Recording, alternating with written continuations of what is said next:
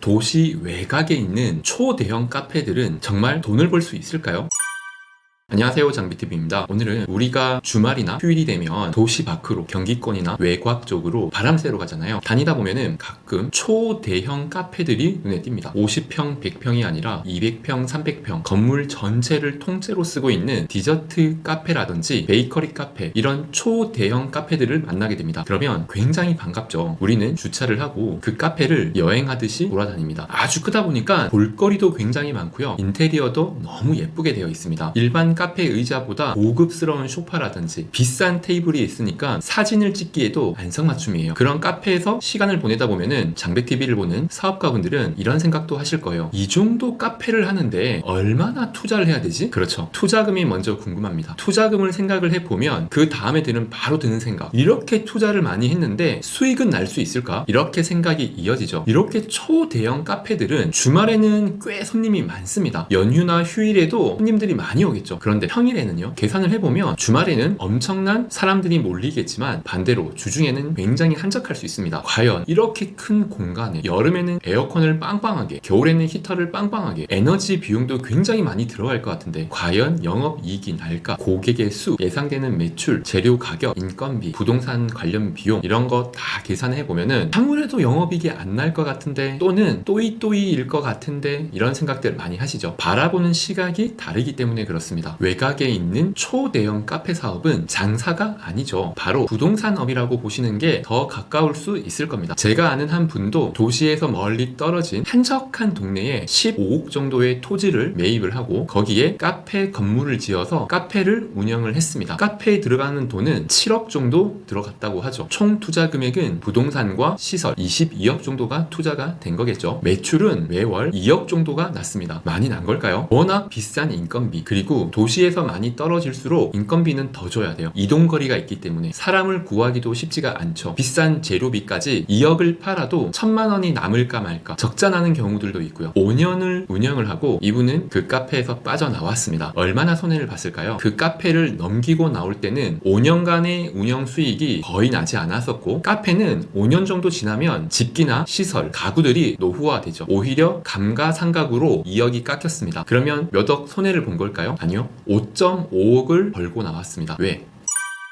땅값이 올랐기 때문에. 토지 매입 금액과 5년이 지난 그 토지 가격이 당연히 상승을 했겠죠. 매월 영업이익이나 손해보는 금액은 별로 신경을 안 써요. 자, 그러면 이렇게 의문을 가지시는 분도 계실 거예요. 아니, 그거는 부동산 투기잖아. 그럴 것 같으면 카페를 왜 차려? 그냥 땅만 사놓고 기다리면 되는 거 아니야? 라고 생각하실 수도 있는데 그렇지가 않습니다. 투자의 개념에서 보면 땅만 투자를 하는 것과 건물을 짓고 카페를 운영을 하는 것은 큰 차이가 있습니다. 어디에서 차이가 있을까요? 바로 대출입니다. 처음에 그 카페에 투자하신 분이 총 투자 금액 22억을 자기 주머니에서 꺼냈을까요? 그렇게 부자는 아니에요. 22억을 현금 다발로 가지고 계신 분은 많이 없습니다. 대출을 받겠죠. 내가 여기에 땅을 사서 건물을 짓고 카페를 운영을 하겠다. 사업 대출을 받아서 투자를 한 겁니다. 그러면 레버리지 이익을 기대할 수가 있잖아요. 저도 정확히는 잘 몰라요. 제가 알기로 22억을 투자하기 위해서 실제로 들어간 돈은 한 4억 정도 되는 걸로 알고 있습니다. 한 4억 정도 되는 금액을 22억의 사업체로 만드는 거죠. 그런데 땅은 그게 되지가 않습니다. 은행에 가서 제가 땅을 살 거니까 땅값 좀 대출해 주세요, 이렇게 이야기하면 대출받기는 거의 불가능해요. 은행도 땅 투기에는 대출금이 잘 나오지 않습니다. 거기에서 무엇을 할 것이고 어떻게 운영을 할 것이고 어떤 이익을 낼 건지에 대해서 이야기가 되어야지 정부 지원금도 받고 정부에서 나오는 저리 대출금도 받고 은행에서 대출도 받고 사업이 계획이 되어야 대출금을 받을 수 있는 거예요. 그러면 그런 외곽의 초대형 카페는 누가 오픈을 할까요? 아마 개인은 아닐 거예요. 개인이 아니라는 것은 그 사업 자체를 생계형으로 돈을 벌어서 생활비로 쓰기 위한 사업은 아닐 겁니다. 법인이거나 조합이거나 단체일 가능성이 굉장히 큽니다. 왜냐면 말씀드렸다시피 매월 수익이 나는 사업이 아닐 수도 있기 때문에, 오히려 땅의 가격이 내 수익원이 될 수가 있기 때문에, 그 말은 여기는 하나의 투자처일 뿐 내 모든 생계를 걸고 하는 사업은 아니라는 거죠. 큰 법인회사에서 엄청난 매출을 내고 있는 회사가 작은 투자처를 만들어 둔 것, 그 정도일 가능성이 굉장히 크고요. 또 단지 투자에 대한 수익만 기대한다기보다는 그런 대형 카페는 하나의 명함값이라고 할 수도 있습니다.